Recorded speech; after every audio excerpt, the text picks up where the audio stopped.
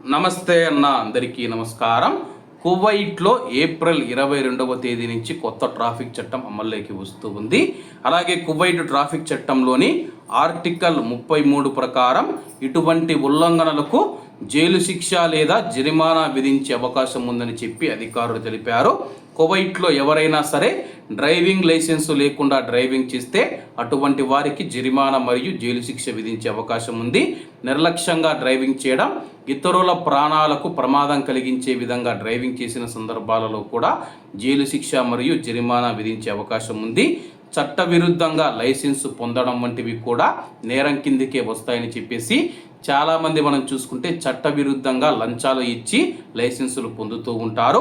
అత్యవసర సమయాలలో ప్రభుత్వ వాహనాలకు దారి ఇవ్వకపోయినా సరే కానీ జరిమానా మరియు జైలు శిక్ష విధించే అవకాశం ఉంది. అలాగే వాహనం లోపల ప్రజా నైతికతకు విరుద్ధంగా కార్యకలాపాలు కొనసాగించినా సరే కానీ చాలామంది ఇటీవల కాలంలో మనం చూసుకుంటే వాహనాలలో అయితే అసాంఘిక కార్యకలాపాలు అయితే చేస్తూ ఉన్న విషయం అందరికీ తెలిసిందే.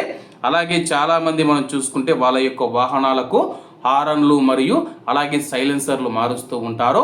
వాటిని మార్చినా కానీ ఏదైనా శబ్దం కలిగించే విధంగా మీ యొక్క వాహనాలకు మార్పులు చేస్తే అటువంటప్పుడు కూడా జరిమానా మరియు జైలు శిక్ష విధించే అవకాశం ఉంది. కాబట్టి కువైట్లో ఉన్న మన భారతీయ డ్రైవర్లు ఎవరైతే ఉన్నారో ఏప్రిల్ 22వ తేదీ నుంచి కొత్త చట్టం అమల్లోకి వస్తూ ఉంది. కాబట్టి అందరూ జాగ్రత్తగా ఉండాలని కోరుకుంటూ అందరూ బాగుండాలి, ఎందులో మనం ఉండాలి. అందరికీ నమస్తే అన్న, జై హింద్.